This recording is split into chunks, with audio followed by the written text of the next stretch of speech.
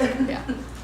And I have a 13-year-old, so, and lunch money. Okay, it's these Yeah. gumball machines that cause me problems. Is that yours? Right? Oh, yeah, me too.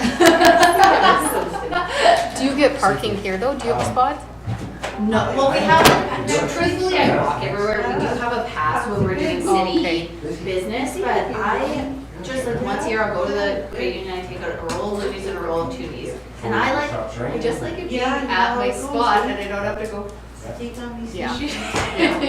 No, I hear Because I you. have 2 little kids, so Yeah. then I'm like, okay, well, don't die on fire when I'm. That's you just. I think I'm far away. Yeah. This comes up a bit different on the screen as though in comparison to how it used to. What's that, Dave? This comes up quite a bit different on the screen in comparison to the way they used to. The Zoom, they must have changed it or upgraded or did something. Oh, yeah, they've made some changes. I'm well, thank you. Hi, I'm Kelsey. Yeah. Nice to meet you, Jim. Okay, what is this? Get the blocks plus a panoramic view and So Jen, are you here now, Jen? Yes, yeah.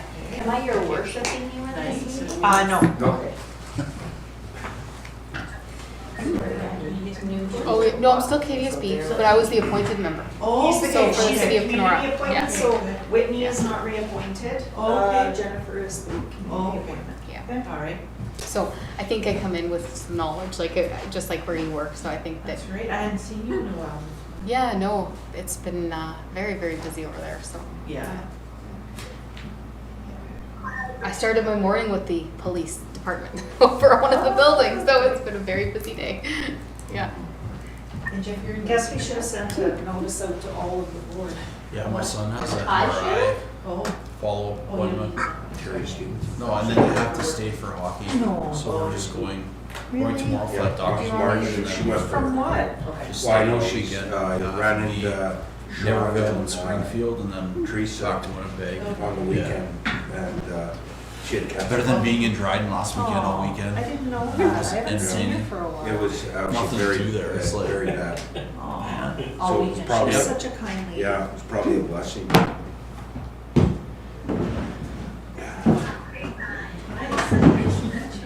Thank you. Okay, Madam Chair, we are ready to go. Are you ready to go? Okay, wonderful. Just- I'm going to swear you first. Yeah, I just, so whatever resolution you took, you need to take with you. Oh, sorry, Heather.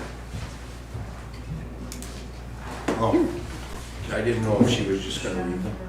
That's you, is this you? Yeah, I did a couple. Yeah, I think I have one more. There we go. Thank you. You only sign, not in It's good. You gotta tell everybody. Don't scare them. you want to give me a couple to sign, Heather? Yeah. Yeah, you're hilarious this morning. Heather, would you like to open up the meeting first before this? Yes, please. All you're going to do is just call the meeting to order, and then you're going to turn it over to me. Okay. All right, so we're going to call the meeting to order, and I'm going to turn over now to Heather, who's going to move forward with the swearing in. Yep, because I will now ask board member Sarah Diaz to stand for her oath of office. State your name in full, please, Sarah Diaz. and read your solemnly swear. Okay, so I, Sarah Diaz, do solemnly swear that I will be loyal to His Majesty the King and to Canada, and that I will uphold the Constitution of Canada, and that I will, to the best of my ability, discharge my duties as a member of the Kenora Police Services Board faithfully, impartially, in accordance with the Police Services Act and any other act and any regulation, rule, or bylaw. Sworn before me today at the City of Kenora, this District of Kenora, this 30th day of November 2022. And I'll ask you to sign for. Thank you. Okay, we'll turn the meeting back over to Sarah Diaz as chair. Okay, thank you very much. So I do want to do some introductions for new members quickly. Okay, wonderful. So would the mayor like to go first? Yeah, Andrew Poirier, member. Since 2012, I think, or something, so. Well, welcome and congratulations, Mayor Corey. And Jennifer Katowski, newly appointed member for City of Kenora. wonderful. Thank you. And Kelsey Van Bellingham, counselor. Okay, wonderful. And then do you know our Canfield? Or one of our members? Yes, Okay, yes, I perfect. do. Dave, Would do you you like want to to introduce yourself? Oh, Dave Canfield from the Rio Grande Valley. Wonderful. So Dave is appointed by Order and Council, as well as Sarah Diaz is appointed by the province, so Order and Council. So both of those two appointments come from the province. Okay. Wonderful, so welcome. And our land acknowledgement. Thank you, Madam Chair. As we gather, we recognize that we are in Treaty 3 lands which are steeped in rich Indigenous history and home to many First Nations, Inuit, and Métis people today. We recognize and deeply appreciate their historic connection to this place. We continue to be thankful for the partnerships with Indigenous people and collectively commit to truth and reconciliation in our community. Thank you very much, Mayor Corey. So we'll move on to item number 2, which is the declarations of pecuniary interest. Do we have any? Okay, wonderful. So we'll move on to item number 3, which is the approval of the agenda, and I think we have a resolution.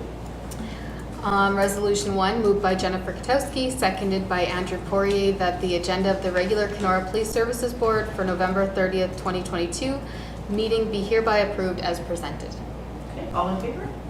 Thank you very much, carried. So we'll move on to presentations, delegations, and we have none in an open forum, so we will move that to a closed session. Thank you. So we'll move on to item number 5, which is the minutes of the previous meeting. So we do have the previous meetings of October the 20th, 2022. So we have a resolution for that. Number 2.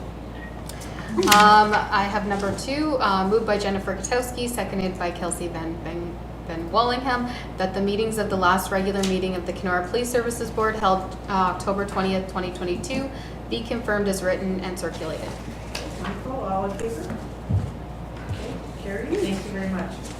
So we'll move on to business arising from the minutes, which is the strategic plan update. And Heather, you had that in the package for us, so thank you. So the draft strategic plan is attached, and the last board, so this was completed right at the end of the term of the last board, and it was decided by the last board that the new board would have the opportunity to review prior to accepting and adopting the draft plan. So I'm not sure, did everybody have a chance to take a look at it? Okay. Was there any questions from the new members?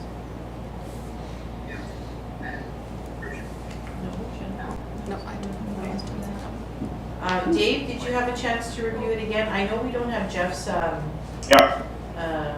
remarks in there. We were waiting for an opening. Are you okay to move forward, Jeff, without that? I did provide mine. No, I will provide those, sorry. So I'll look yours up and see what you said first. So we weren't able to adopt it then? Yeah, without the remarks, so we'll have to push it another month then to add, because it can't adopt the I don't like plan. that look, sorry. I know. Because our next step, right, is we gotta get. Because we don't have a meeting now until January. There's no I'm December giving you book. I know, I see that. I can feel it. Okay. Are we able to adopt anything electronically or no? We can, no, but we can adopt as long as the board is comfortable, you can adopt the draft plan with detachment commanders, call it welcome or comments to be added. And then it would be finalized then, but the board would have to be comfortable with that. It's your discretion. Comments? How are we feeling about that? I think that as new members, we've all confirmed that we've reviewed it. I would feel comfortable with moving forward with that. I'm fine with that, so I trust you guys. I'll send my comments around. I'll keep it pretty PG. Yeah. Yeah, I'm fine with that. Okay. The only thing, Heather, I wanted to say is that under my name, it says Chief Executive Officer. Is Yes, that what I did you'd like ask him to change that. I was gonna say. I thought he sent that in the last version. Maybe I didn't send you the right version, but I did ask him to change that. Okay, I just wanted to make sure, so, Yeah, then it said, I asked him to change it to board chair. okay, perfect. Can I'll get him to resend me, I thought I sent you the last version. Thanks. And then, so I need a mover and a seconder then to adopt the strategic plan with adding detachment commanders. I'll move it. So Mayor Corey, Jennifer will second. Okay, so all in favor? Okay, carried. And so Jeff, are we able to get that in the next few days? Yes. I'll check with my Sending you an email right communications. now. So He's you working can- in weeks now, not days. Yeah. I'm my own communications advisor, so. I was gonna yeah, say, I'll so be am fine.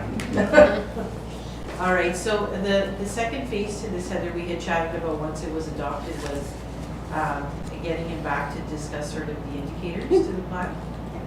Was that something that was discussed? Because I know that's a budgetary, I did add it. Council hasn't reviewed the draft. The draft operational budget hasn't gone to council yet. They haven't even seen the capital. So I did add some dollars in there, but this board should start giving some thought to how and what they want to do as far as community engagement. So that's completely up to the board. And, you know, I'll arrange and coordinate whatever the board wants, but it's up to this board to direct us in what they would like.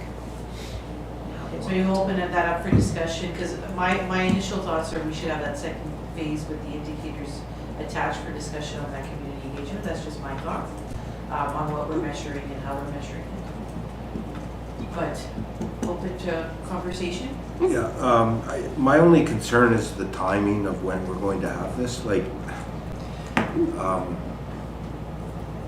between now and the end of March or into mid-April, that there's like over 1,000 people or more that are away for the winter.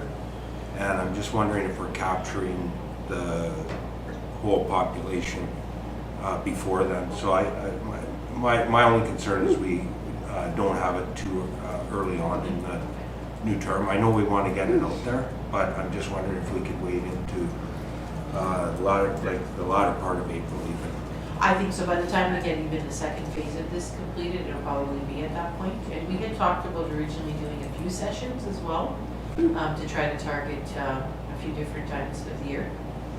And in the budget, I put for 2 sessions. Yeah. But we did talk about one of them being an electronic version, right? So that somebody that could participate by Zoom if they resided in Winnipeg or elsewhere and they wanted to attend. So we could look at 2 different types or formats, or several. That's what the board wants. Okay, perfect. Jennifer, do you have any conversation, any thoughts there? I don't have any comments.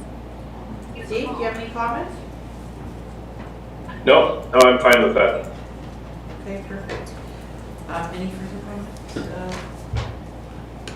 No, So is the intent then to roll out the strategic plan at that session, or is the focus to be around specifics in that strategic plan, or what is the focus? Because Jeff and his staff are gonna have to start working towards, you know, presenting. There'll be a big portion that will fall on him, so we need to focus down on what the, Yeah, and that's the second phase. So from my perspective, it's rolling out the plan with the actual operation pieces to it at the same time. That would be my recommendation.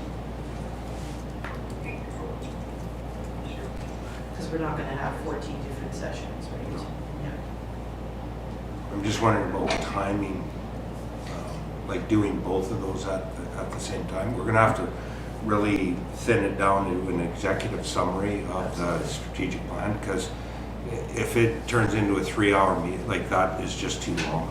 Yeah. That, we're gonna lose people. Remember, this is also a 3-year plan, so we can focus the initial session on the first year targets. Right?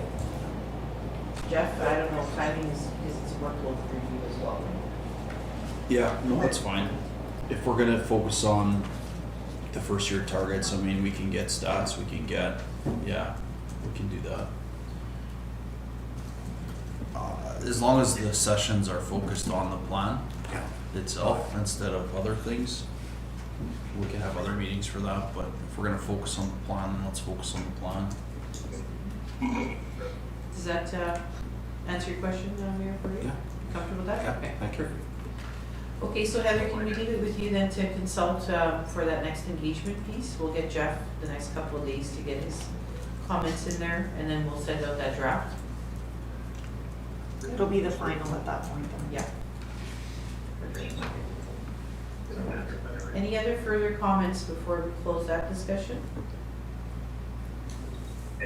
So the next time you see strategic plan on the agenda, it's going to be to, solidify plans for those engagement opportunities. So we won't be discussing, any changes to the plan. This is the adoption of the plan, and now it'll be discussing community engagement and then addressing, nailing down the work plan for the first year. So is there any work that we want to do beforehand as the board, just identifying what those, out of the plan, which areas you want to target for the first year?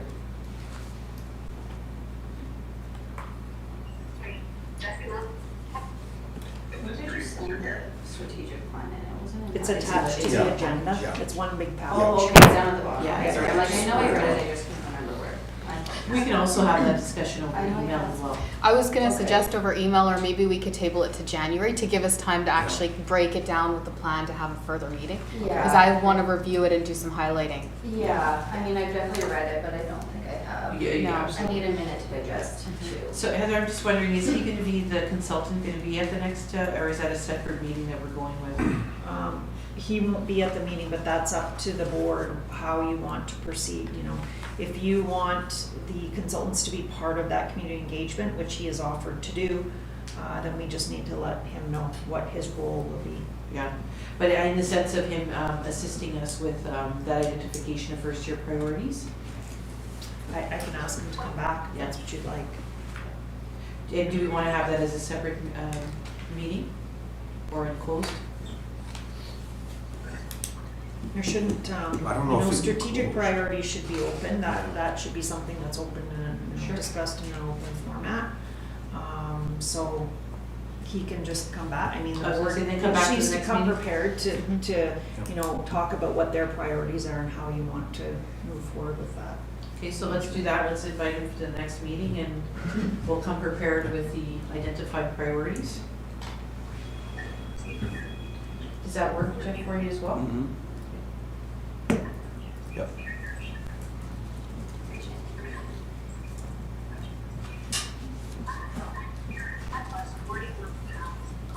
Okay, any further discussion there?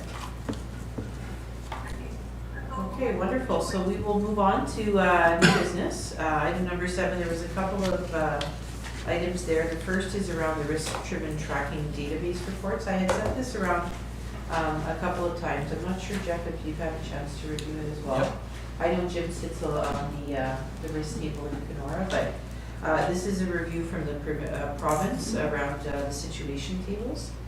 And Jim does co-lead that with one of the employees of CMHA Kenora branch. We were just waiting to get our annual report locally, which I actually have in draft form that I will share with the board moving forward. But I thought it was a great opportunity for the board also to see what's occurring across the province.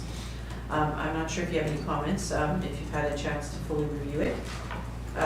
Great information on the priority areas that are very different from the rest of the province.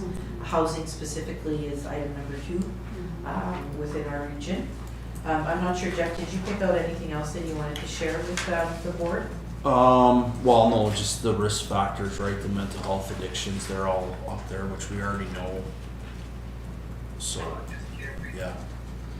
So mental health being the priority for our region, followed by housing and then drugs. Yeah.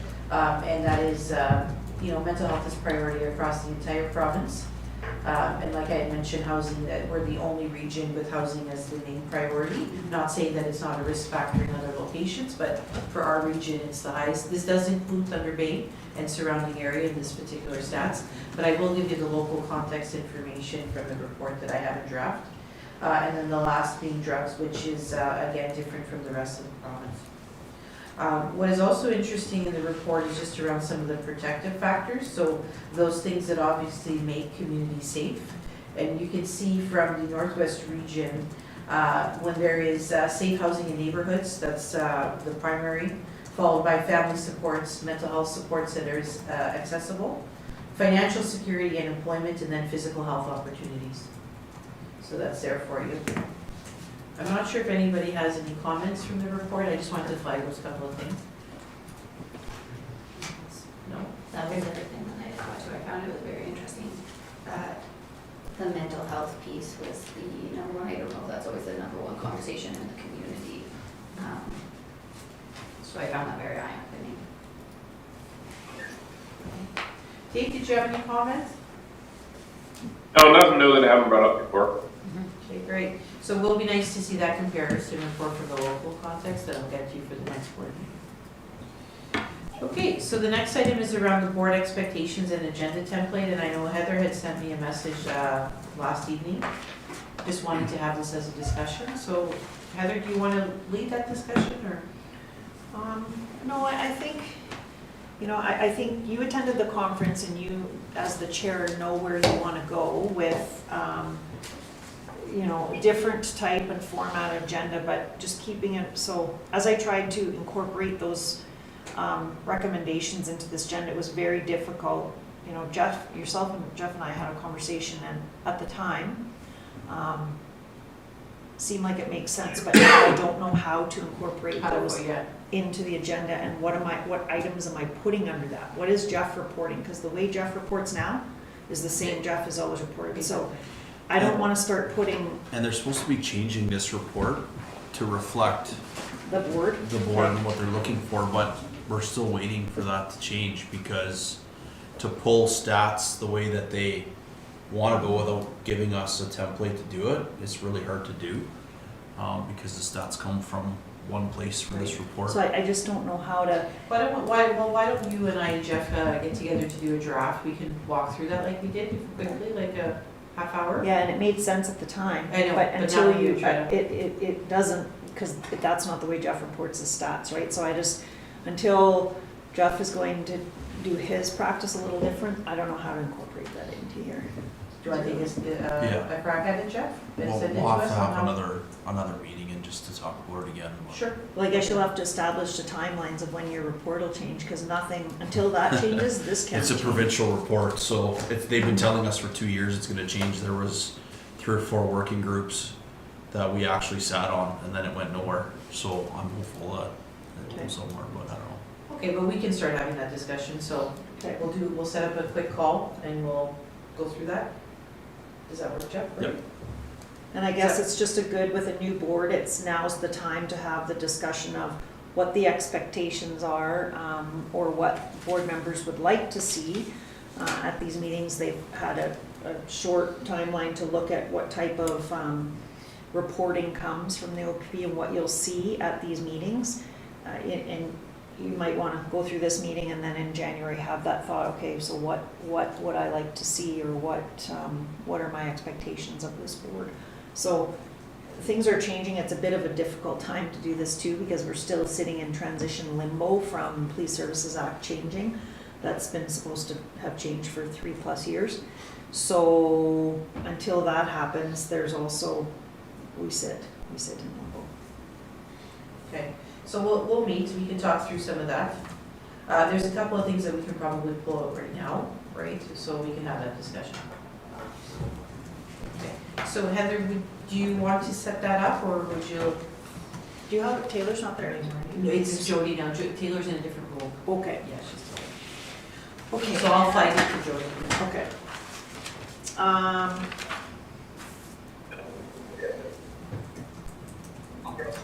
That's fine. Does that work, Heather? Yeah. Yeah, okay, perfect. So we'll move on to the next item, which is the 2023 meeting calendar. So this board, our procedural bylaw identifies that the last Thursday of the month at 1 o'clock is our established meeting times. But again, with every new board, we bring it forward and just to see if that timing still works. There are times, Sarah has the kind of craziest schedule, so there are times where she has to, make changes just because that's why we're on a different time this time. It just conflicted with Sarah's work schedule. So is there a different time, or is that going to conflict with anybody else's schedules for meeting at that time? So I think originally we were at what, 9:30 or 10 o'clock? The board changed to 1, I don't know, maybe 2 years ago? I think Well, so. no, because I was on the Pinecrest board. Oh, that's why we that's changed, right, Yeah. that's right. And they wouldn't change it from 9:30 in the morning, so we had to, anyways, it was easier to change it at this end, put it that way.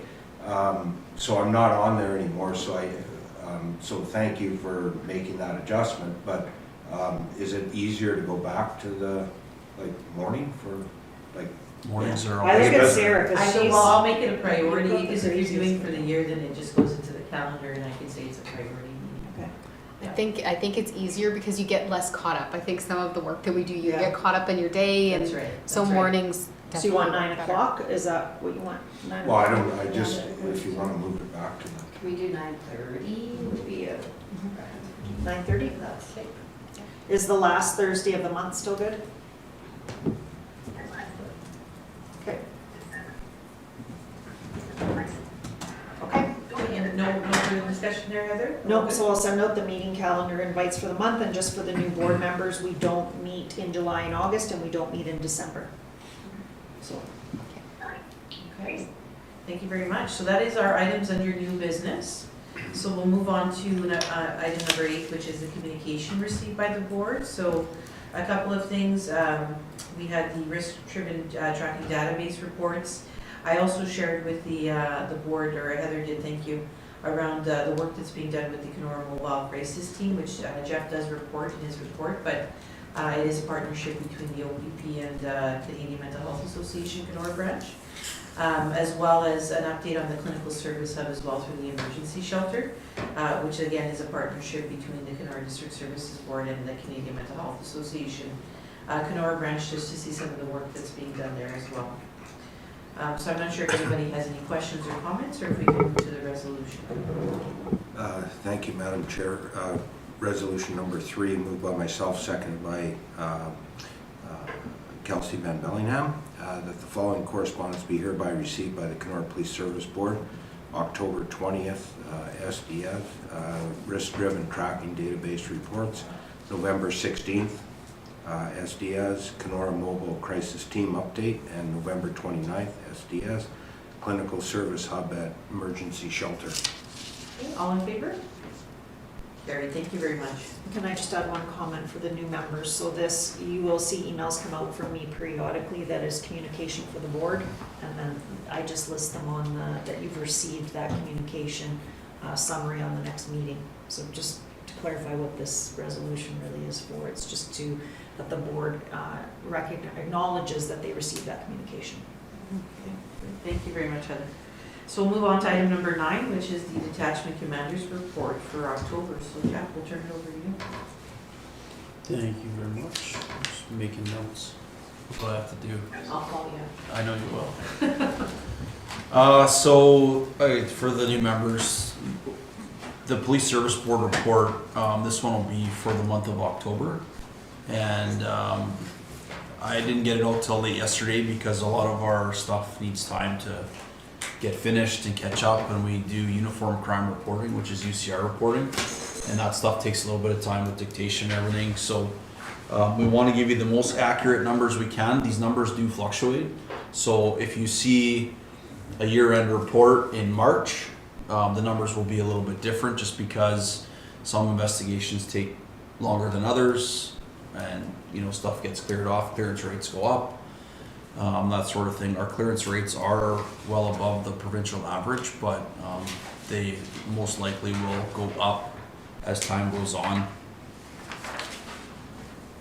First, talk about the annual policing costs for the city. So the estimated cost for 2022 is 6.741 million, and for 2023 6,618,000, and that's trending downwards, which is a good trend to have. It hasn't trended downward for quite some time, so it is trending downward. It's trending downward across the province.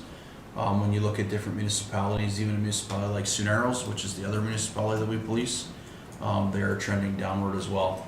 So policing costs are based on 2 things. I talked about this at the city council: base cost for service and calls for service. And with COVID, our calls for service were down, so likely that's why calls are trending down. There is some other factors in that, but that's a whole 3-hour conversation. So all that to say that policing costs are trending down. Hopefully they'll continue to trend down as time goes on. 1,490 calls for service in the month of October. And that does, so when we look at calls for service, all of our electronic tickets for Highway Traffic Act and everything are included, I take those out just so it's not confusing. Yep. And what is an e-ticket? Electronic ticket Yeah. is That's right, I understood what electronic means. provincial. So the old provincial offense notices for Highway Traffic Act violations or Liquor License Act violations, Okay, we don't actually write them out anymore. okay. They come out of an in-car computer that we have, and they're all printed out. But because they're electronic, it creates an occurrence on our system Okay. that we've given a provincial offenses notice, and that normally counts towards our calls for service when we look at them. It doesn't cost the municipality anything, but it counts into the actual counts of our calls for service. Okay. So I take those out, and I take out all the criminal record checks that we do, because that has nothing to do with the city or the billing or anything like that. They're all done remotely now. So, but it does also create a call for service for us, but it's not reflected in the billing. So I like to take those out, because if I didn't take those out, that number would probably be well over 1,700. So can I ask a question too? Yeah. So when you're looking at our costs going down, because you said they're on a downward trend, is the staffing remaining the same? Are you finding that was overtime because of the call outs? So I have a couple questions. Or is the staffing staying the same? And is that more from the overtime because we weren't properly staffed? So there's different cost formulas when you look at overtime. The city doesn't pay for a lot of the overtime that we use, because the city doesn't pay for overtime because of training. They don't pay for overtime for different shift shortages. We'll often send officers to the far north, and we'll call in overtime, backfill overtime, so the city's not paying for that. Yeah, and I do have a breakdown of all of that, but Okay. we do have some of the highest overtime in the province. And there is a staffing review that's currently going on to add officers to the full-time equivalency count for Kenora. But when I talk about staffing, we're in the same boat as everybody else. When we'll actually see those bodies is yet to be seen. Well, and that's kind of where my question comes is it something that we can maintain? Because if the money was going into overtime, it's cheaper to hire someone and not pay the overtime, whatever, if it's double time. So Yeah. just thinking ahead, like if we want to continue. Yep, so we have 81 full-time equivalencies. Okay. We're currently down 3. By midsummer, we'll probably be down 8. So the current staffing or the current platoon structure that we have has 8 or 9 per shift on it. Now there's vacation, there's training, there's everything else. We really try and limit all of that stuff in the summer because that's more the busiest. And we've been pretty successful to try and limit all that training and time off in the summer months, but it really fluctuates. Like we'll see. We plan now for summer, but we always have to adjust our planning because we don't know who's going to be off or how many people we have. So Or events occur like the border closure.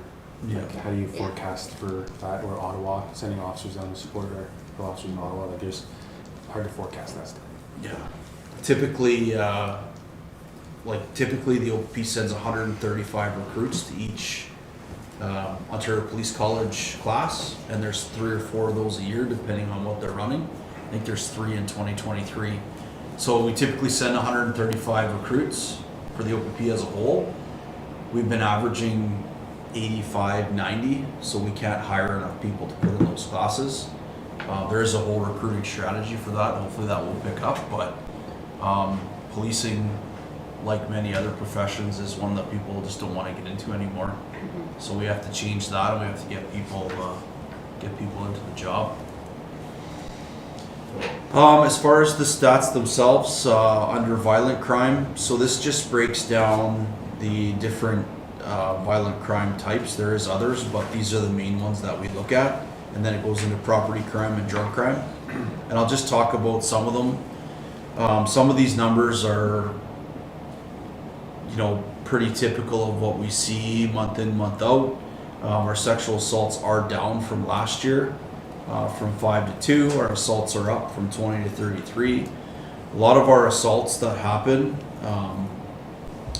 they're cleared either by charge or insufficient evidence to proceed.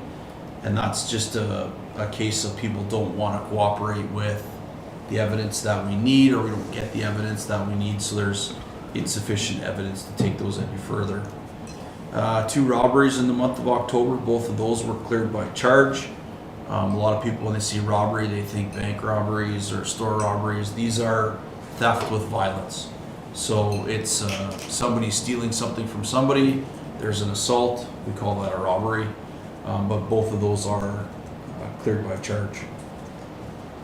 Our break and enters from 2 to 9, again, those numbers are pretty low, whether it's 2 or 9. In the summer, that really goes up.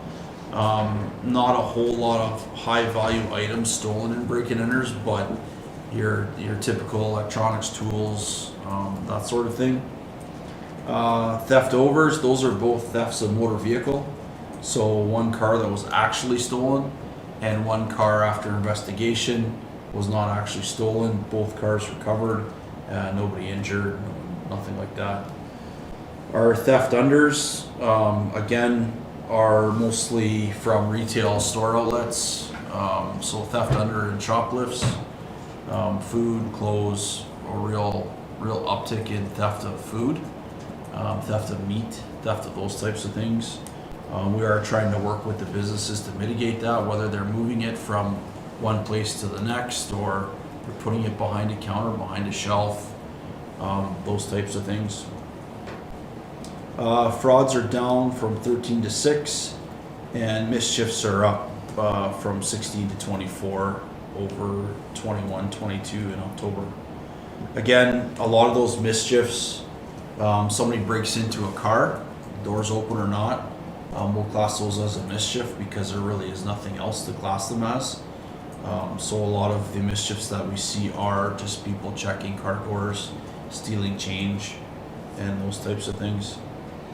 When we look at our drug crime, possession, so 3 calls for service for that, trafficking 1, and importation or production 0. So the trafficking charge, the trafficking numbers that you see there, those typically involve large-scale projects with our community street crime unit, and those are, I'm not going to say they're few and far between. They're just very intensive in resources and follow up with warrants and stuff like that afterwards. So we have had quite a number of significant seizures in the last 2 months, and we're trying to get those all out on the media and reporting those all. You'll see the one just from a couple weeks ago, large quantity of drugs with a firearm involved. Took that off on a traffic stop on the highway, and our officers just executed a search warrant late last week, and they've been working on that for quite some time. Any questions about those categories specifically? So possession would be, those ones that you're speaking of would have been classified as possession, then not trafficking, the recent ones that you're speaking about with the drug seizures? That's trafficking. Okay, that's Yeah. the traffic. Yeah. Okay. Simple possession is, you don't see a lot of those numbers on here. Simple possession, so the federal crown handles those cases, and the Fed Crown won't proceed in simple possession charges. It's not a charge. We can lay the charge, but it won't go anywhere in court because the courts don't have time, and those charges are being withdrawn or diverted. No, sorry, So- I guess with the ones that you had been getting on in the media, were those possession charges? then? Those are trafficking Those are charges. trafficking Yeah. charges, thank you. So very large quantities, and yeah, significant investigations. And I do have a quick question. Sorry, do you follow the charges to see if they were successful? I think you had mentioned something, so you follow them to see if, so if we're spending a lot of time and resources one area, but we're finding we're not successful, then we shift our focus, right? Like I know there's a lot of time spent in, obviously we know that drugs is an issue in this community, and so we spend a lot of time in that area. So making sure that we're being successful in what we're doing, is there? Yep, we do. Yeah, okay. We did produce a report to the police service board quite a while ago. Not quite a while ago. It was probably in the summer because I was back. It was an analytical report on the charges that we lay, what's happening with them in court. We can certainly provide that to the board again because it is very interesting reading. A lot of charges in the judicial system, not just here, are withdrawn because they don't have enough court time to deal with them. It's not a case of an investigation that went wrong or investigation that was bad or we didn't, we breached the charter or anything like that. It's just a simple fact that there's not enough court time to deal with the charges that we have. But we have all that detailed in our report that we can certainly share with the board. I know I would be interested in receiving a report, especially when you talk about staffing and I look at the numbers that you say are on duty, then I think we need to make sure that we're focusing on areas that are successful too. So, Yep. thank you. Absolutely. I'm Going, sure that's in the package for the next meeting. yeah. Thank you. Well, did we talk about that at a closed meeting or was it an open meeting? Closed, yeah. So we'll provide that. Closed? Yeah, at the next closed. Our violent crime clearance rates, again, 84.1%, property crime 30.4%, and then our drug crime, which is always self-driven from us, with projects and stuff, is 100%. Again, I'll say, and I said it to council at my briefing, a lot of these clearance rates are because of the work that we put in and the work that the city's put in to the video surveillance that's downtown. I'll talk about the most recent one with all the vandalism on Matheson Street.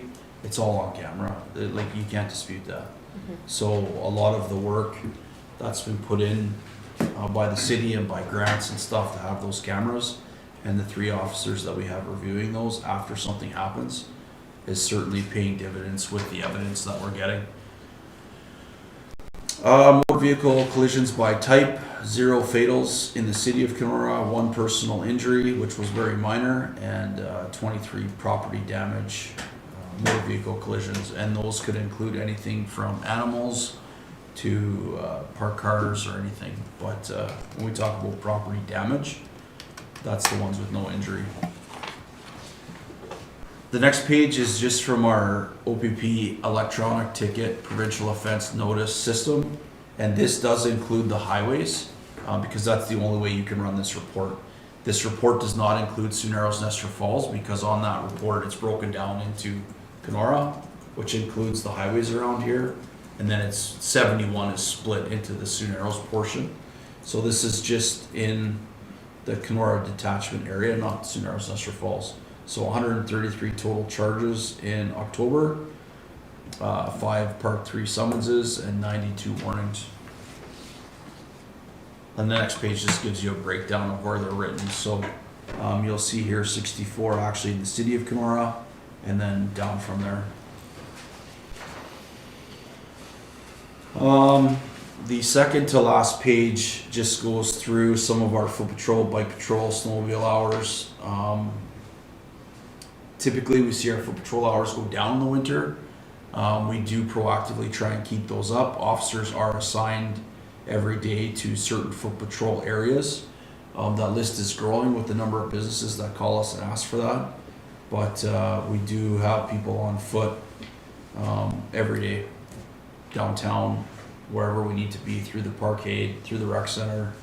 The rec center's been a big one lately with all the issues there with people coming in, warming up, stealing stuff.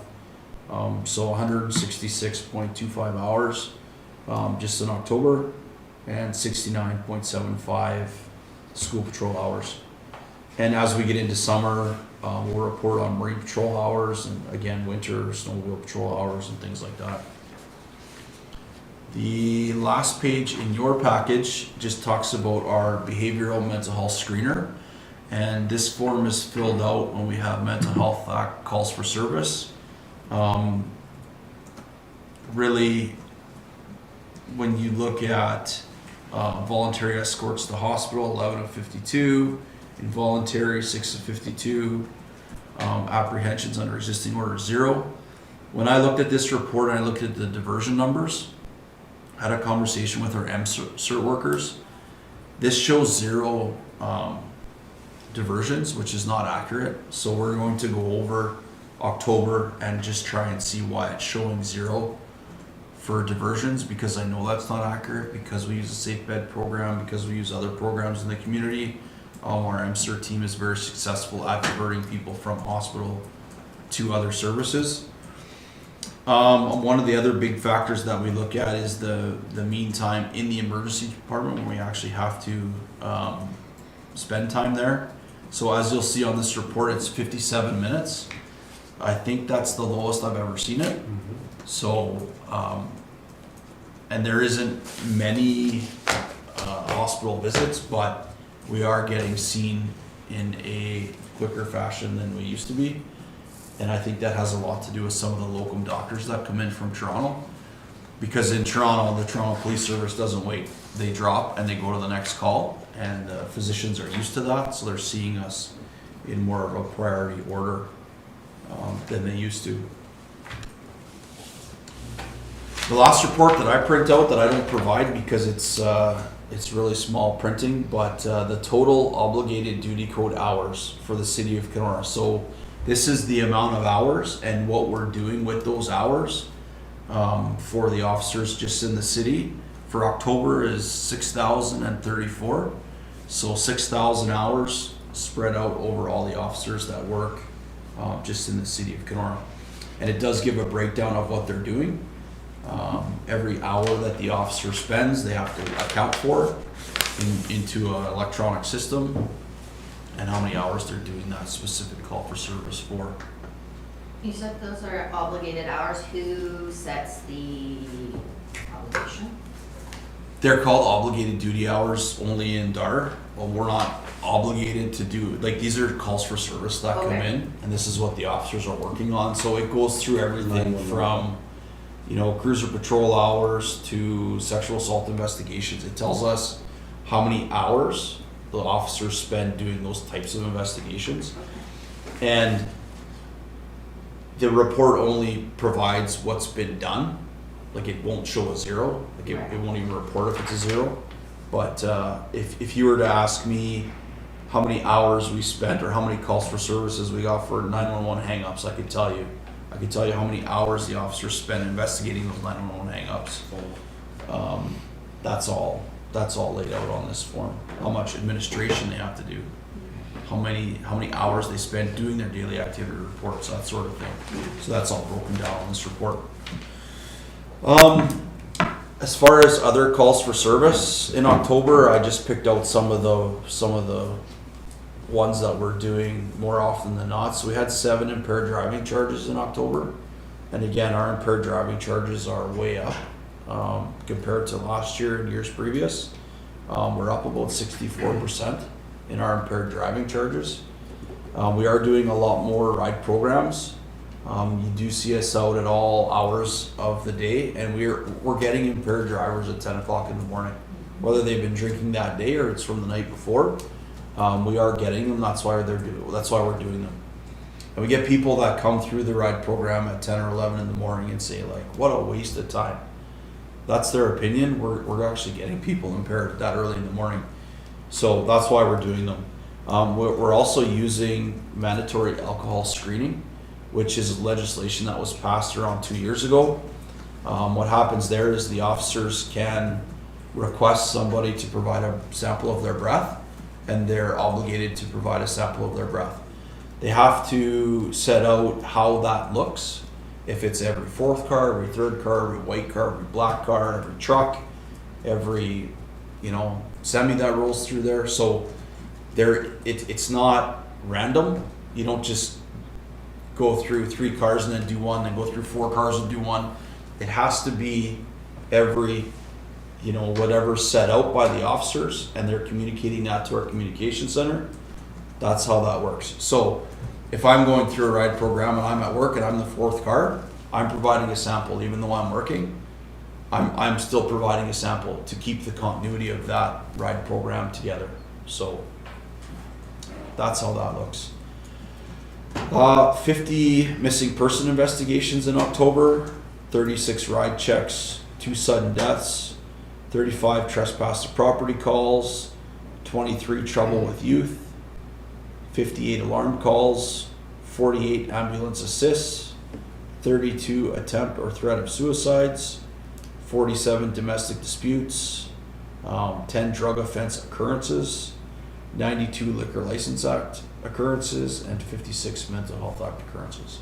So that kind of highlights the calls for service that are really up there on the scale or take a lot of time to investigate, such as sudden deaths. The sudden deaths that we did investigate, not suspicious in nature, but We do that on behalf of the coroner, and yeah. So that is the report, subject to any questions. I do have a quick question because it is quite extensive, and thank you for providing feedback. What do we look like statistically for the province based on our population? Like, do you get reports like that? Because it does seem quite busy and quite high. Yep.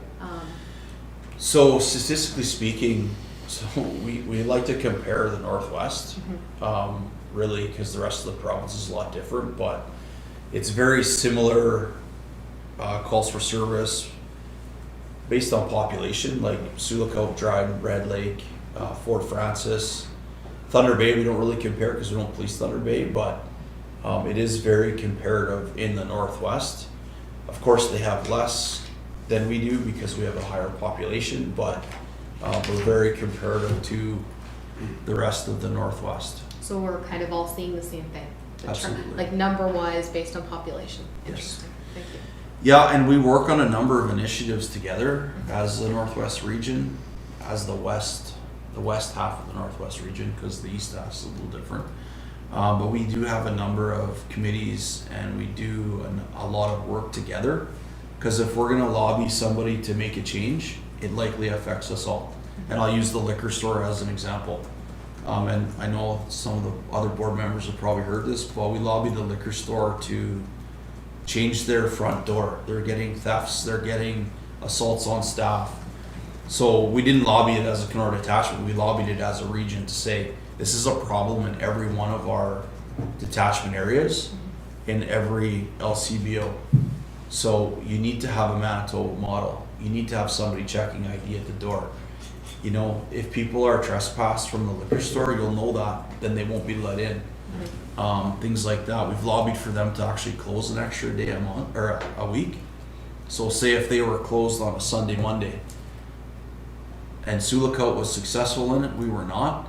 But that would allow us a bit of a break, a bit of a reset to go to people and offer services and to make sure that they have what they need. If the liquor store's open 7 days a week, we don't get a break. We really don't. So it's just kind of one of those things that it's a 7-day-a-week problem for us. Well, I think you answered one of my, because I was just wondering if we could get an update on the situation with the LCBO. And I know there was a lot of work put into it, so. There was a lot of work, and currently they're telling us they're reviewing it, but not moving forward with anything at this time. And that's not the fight that we're done pushing either, Yeah. because we really feel strongly that if they had something in place, a lot of these issues, you know, could certainly be mitigated or stopped, right? If they're not willing to move the location to somewhere else, then let's mitigate it as it is. Let's close an extra week. Let's put some security measures in place. You know, that we've never had a theft from the beer store, ever. Like, not in my 20 years of my career. Unless people break in after and steal stuff. Why is that? Because you can't get it off the shelf and take it out. And that's the way the liquor store used to be prior to my time, but you used to fill out a list. They used to go in the back and get it. Yeah, Dave might have been the only one that was around that at that time, but Yeah. I used to go in there with my dad, and he Yeah. wrote yeah, we need to change the model. If it's not working, then let's change it. And there's been a lot of pushback from not the local management here. They're all on board. It's just things have to go through different levels of management there. Subject to any other, I just wanted to touch on a couple more things. Like I said, we're already planning for next summer. We've heard loud and clear from the business community. We did a lot of work this summer with foot patrol, bike patrol, visibility downtown. We're just kind of like, we're reviewing what we did last year and seeing how we can improve on that, and making plans already for that. So as we have our weekly, monthly meetings, that's what we're talking about. Again, yeah, what do we need? How do we accomplish it? What did we do well? What do we need to do? We're picking up a lot of our surveys that were done, talk about our media and social media are not the greatest.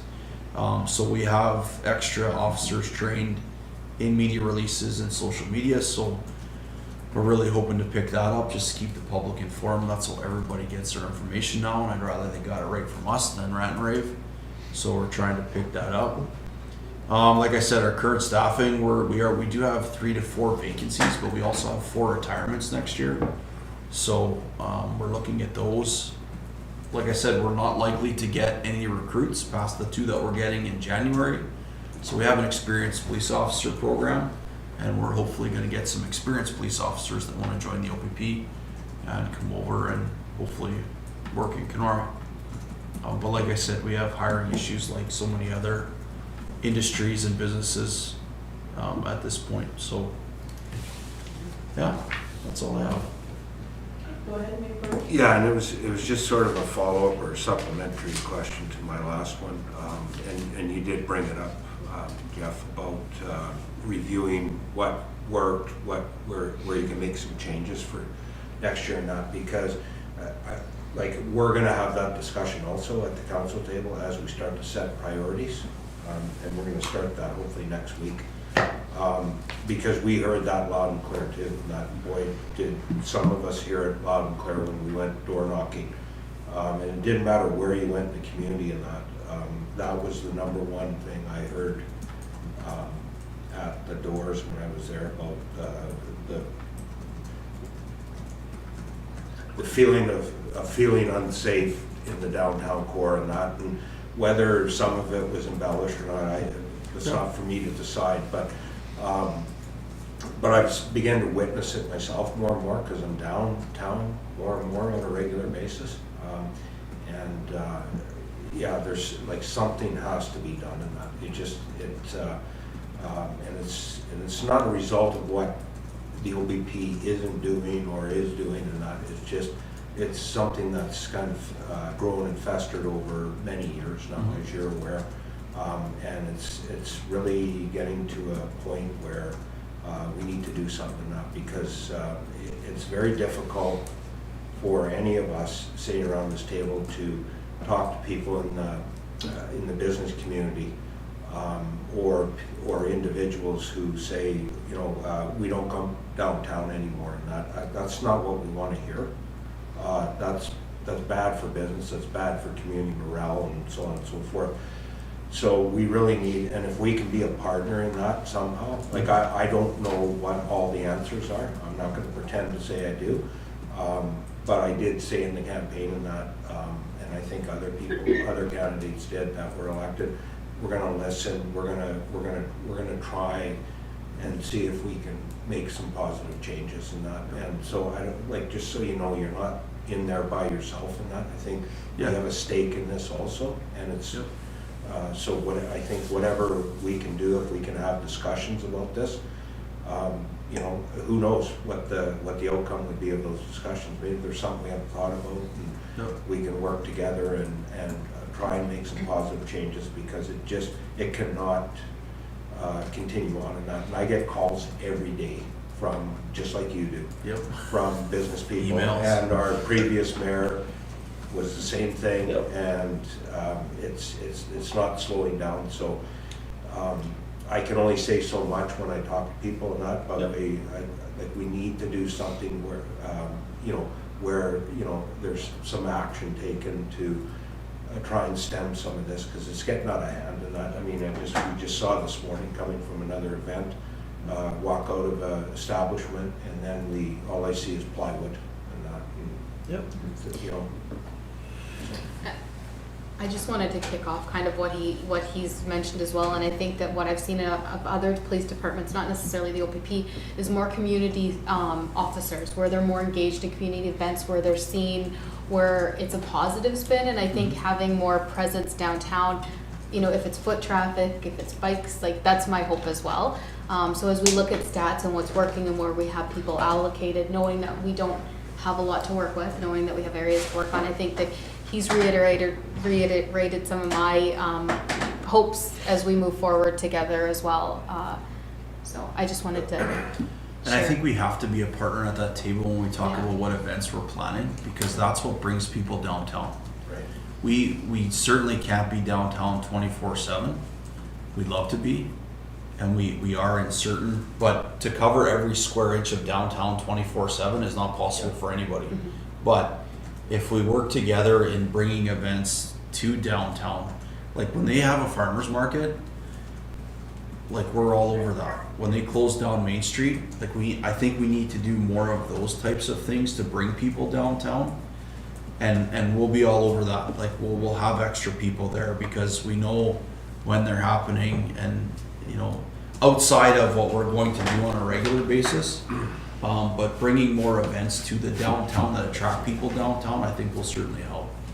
I think Jeff, is there still a community space that you're using for the officers? You guys had a couple or no? Yeah, so we have one at the pavilion, and we have a new one at the Community Justice Center, which isn't open yet.